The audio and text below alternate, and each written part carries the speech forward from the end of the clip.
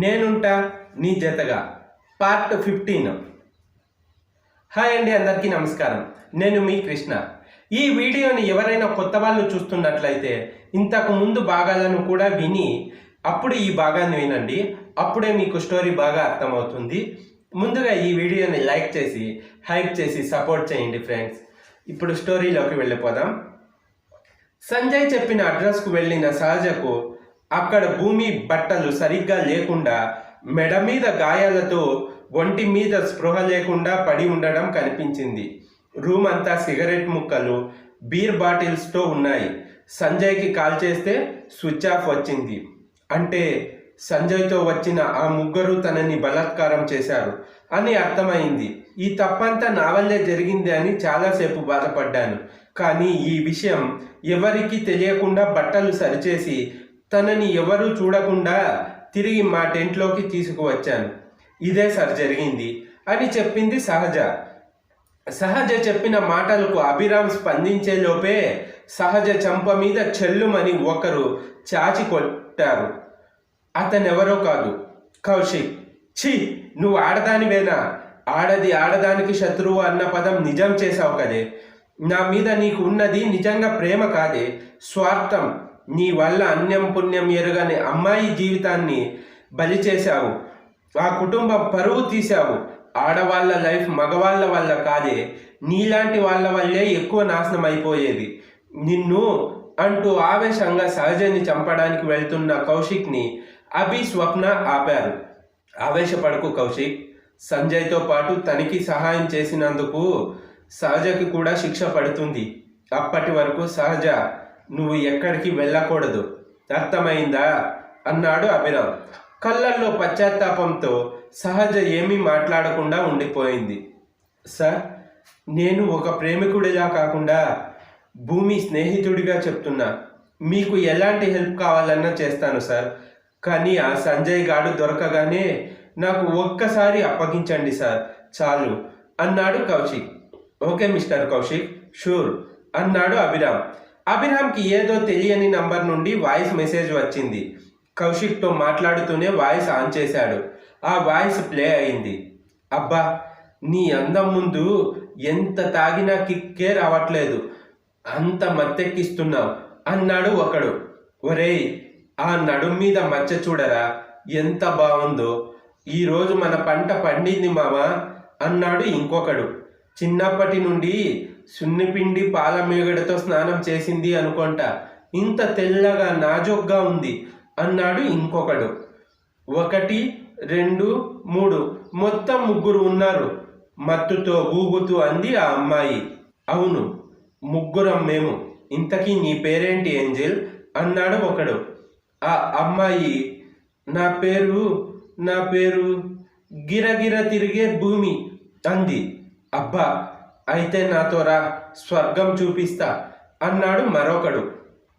భూమి, హే, నేను కూడా వస్తా హెవెన్కి అంది. ఒరే, ఎంతసేపు మాట్లాడడం, ముందు వచ్చిన పని చూడండి అన్నాడు ఇంకొకడు. పని అంటే ఏం పని అంది ఆ అమ్మాయి. అదే పాప, మేము ఏం చేస్తే నువ్వు అదే చేయాలి అని అన్నాడు ఇంకొకడు. మేము షర్ట్ తీస్తే నువ్వు కూడా నీ బ్లౌజ్ తీయాలి, ఓకేనా అన్నాడు. అలాగే తీసేస్తా అంది భూమి. భూమి మాటలకి కౌశిక్, అభిరామ్ నిర్ఘాంతపోయారు. స్వప్న కళ్ళ వెంట జలధార పొంగింది. సరే, మేము షర్ట్ తీసేసాం కదా, నువ్వు కూడా తీసేయి అన్నాడు ఒకడు.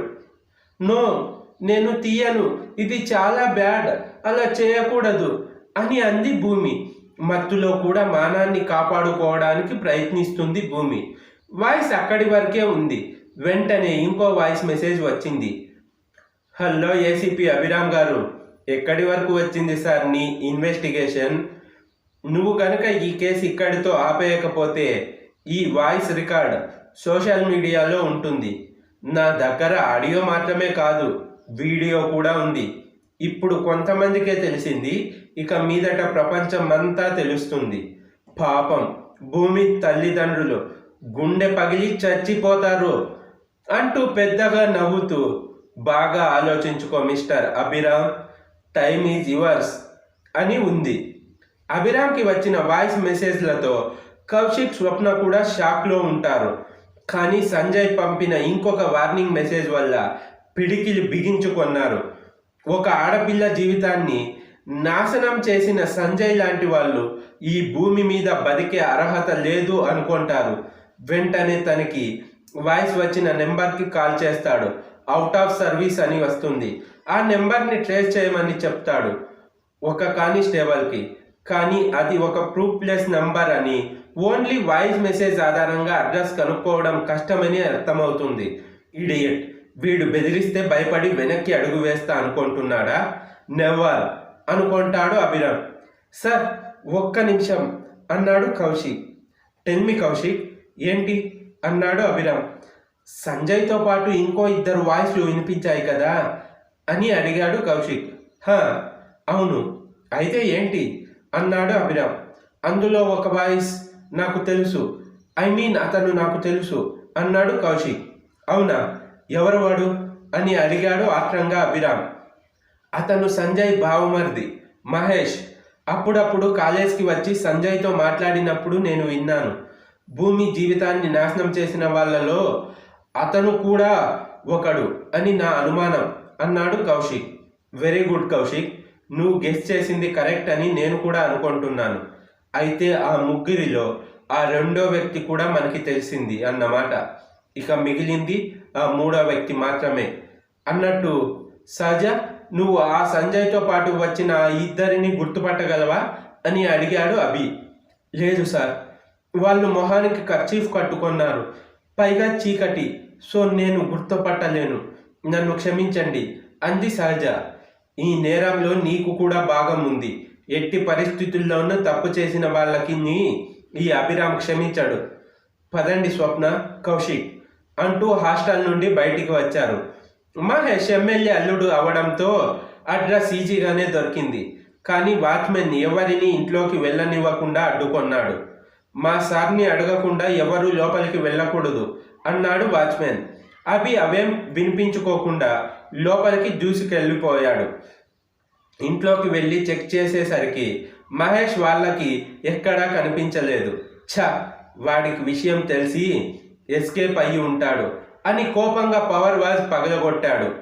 ఇంత దూరం వచ్చింది వృధా అయింది, వాడు ఎలా మిస్ అయ్యాడు అనుకొని అందరూ కారు ఎక్కుతారు. అభి కార్ స్టార్ట్ చేసి కొంచెం దూరం వెళ్ళేసరికి అభి బ్రెయిన్లో ఏదో అనుమానం రావడంతో కార్ వెనక్కి తిప్పి మళ్ళీ మహేష్ ఇంటికి పోనిచ్చాడు. కౌశిక్ స్వప్నకి ఏం అర్థం కాలేదు. ఈసారి ఇంటికి రావడంతోనే ఫ్రిడ్జ్ పక్కనే వెలుగుతున్న సిగరెట్ ముక్కని చేతిలోకి తీసుకున్నాడు. అంటే ఇంట్లో ఎవరో ఉన్నారు అని అర్థమైంది. జాగ్రత్తగా ఇల్లంతా చెక్ చేయడం మొదలుపెట్టాడు. మహేష్ ఫోన్ బెడ్రూమ్లోనే కనిపించింది. ఫోన్ ఇక్కడే ఉంది అంటే మహేష్ కూడా ఇక్కడే ఉండి ఉండొచ్చు సార్, మీరు గెస్ చేసింది కరెక్టే సార్ అని వాష్రూమ్ చెక్ చేశాడు కౌశిక్. కానీ ఎక్కడా కనబడలేదు. కిచెన్లో నుండి ఏదో సౌండ్ వినిపించేసరికి అందరూ అక్కడికి వెళ్ళారు. అక్కడ ఎవరో వ్యక్తి గుర్తు తెలియకుండా మొహానికి మాస్క్ కట్టుకొని చున్నీతో గాజు ముక్కలు తీసుకొని మహేష్ పీకని బిగిస్తున్నారు. మహేష్ కాళ్ళు 2 కదిలిస్తున్నారు. ఆ దృశ్యాన్ని చూడగానే హే ఎవరు నువ్వు, అతన్ని వదులు అంటూ అభి ఆ వ్యక్తి వైపు వెళ్ళాడు. ఆ వ్యక్తి మాస్క్ తీసి ఎదురుగా నిలబడేసరికి అభి, కౌశిక్, స్వప్న ఒక్కసారిగా షాక్ అయ్యారు. ఆ వ్యక్తి ఎవరు? ఆ వ్యక్తి మహేష్ని ఎందుకు చంపాలి అనుకుంటున్నారు? ఆ వ్యక్తిని చూడగానే అభిరామ్, కౌశిక్, స్వప్న ఎందుకు షాక్ అయ్యారు? గెస్ చేసి కమెంట్ చేయండి. ఈ వీడియో ఎలా ఉందో కమెంట్ చేసి, ఈ స్టోరీ నచ్చితే లైక్ చేసి హైప్ చేయండి. అలాగే మన ఛానల్ని సబ్స్క్రైబ్ చేసుకొని సపోర్ట్ చేయండి friends. Thanks for the watching.